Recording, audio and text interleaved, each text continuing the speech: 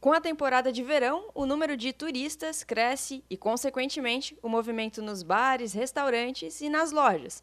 Nessa época, o contrato de trabalhadores temporários para conseguir suprir a demanda de atendimento é enorme. Um contrato de trabalho temporário, ele é um contrato que tem um tempo de início estabelecido e um tempo final, ou seja, ele é um contrato por prazo determinado. O prazo desse contrato ele é de até 180 dias, podendo ser prorrogado por mais 90 dias. É importante salientar que esse contrato ele é firmado através de uma empresa de trabalho temporário e a empresa contratante. Quando o assunto é trabalho temporário, uma das principais dúvidas é em relação aos direitos desse trabalhador. Mas como um contrato de um trabalhador efetivado, o trabalhador temporário tem exatamente os mesmos direitos trabalhistas, como já é previsto em lei.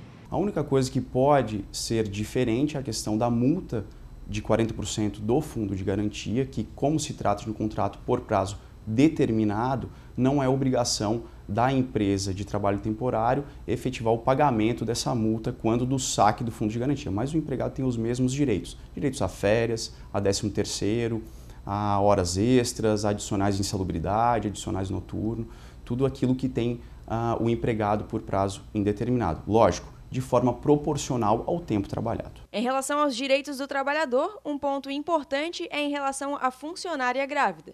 Até novembro de 2019, havia-se um entendimento, tanto doutrinário e jurisprudencial, ou seja, dos tribunais, tanto dos nossos tribunais estaduais como do Tribunal Superior do Trabalho, de que, apesar de o contrato temporário ser um contrato a termo, ou seja, com um prazo de início e um prazo de fim,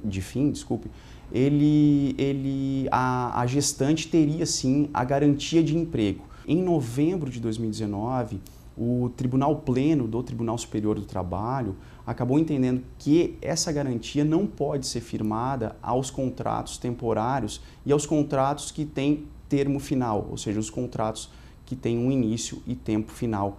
É bom lembrar que o contrato temporário não é um contrato de experiência. Ele tem registro na carteira de trabalho, como tem um trabalhador efetivado. Outro questionamento é em relação à efetivação de um trabalhador temporário. Nesse caso, o vínculo do novo contrato passa a ser diretamente entre o funcionário e a empresa, sem mais a necessidade de uma empresa contratante. Não tem nenhum problema de a empresa contratante efetivar diretamente um contrato com o empregado e aí sim unir-se os contratos, ou seja, somando-se o tempo do contrato temporário ao novo contrato.